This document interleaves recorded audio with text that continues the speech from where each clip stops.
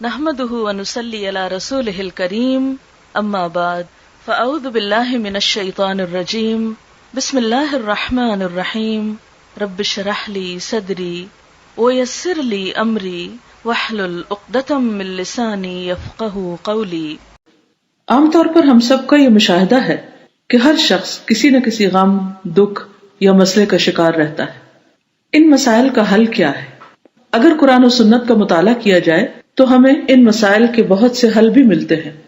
مثال کے طور پر نبی صلی اللہ علیہ وسلم نے رات کے وقت آنکھ کھلنے پر ایک دعا سکھائی اور ساتھ ہی یہ فرمایا کہ جو شخص اس دعا کو پڑھے اور اس کے بعد دعا کرے یا اپنے لیے بخشش مانگے تو اس کی دعا قبول ہوگی۔ رات کے وقت ہم کیوں اٹھتے ہیں؟ کسی نہ کسی فکر یا پریشانی کی وجہ سے۔ رات کو انسان جب سائڈ بدلتا ہے تو بعض اوقات آنکھ کھل جاتی ہے یا کبھی برا خواب دیکھنے پر آنکھ کھل جاتی ہے۔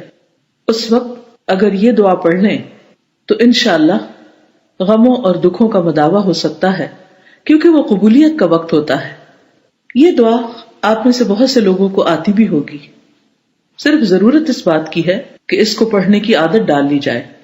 دعا ہے لا الہ الا اللہ وحدہ لا شریک لہ لہ الملک ولہ الحمد وہو علی کل شیء قدیر الحمد للہ وسبحان اللہ ولا الہ الا اللہ واللہ اکبر ولا حول ولا قوة الا باللہ۔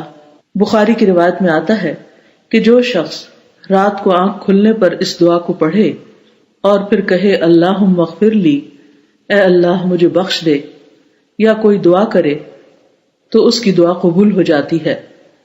اور اگر وہ اٹھے، وضو کرے اور نماز پڑھے تو اس کی نماز قبول ہو جاتی ہے۔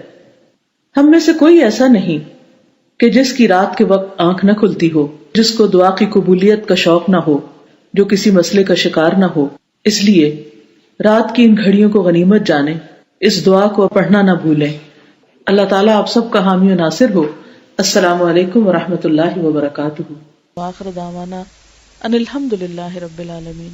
سبحانک اللہم وبحمدک نشہد ان لا الہ الا انت نستغفرک ونتوب الیک۔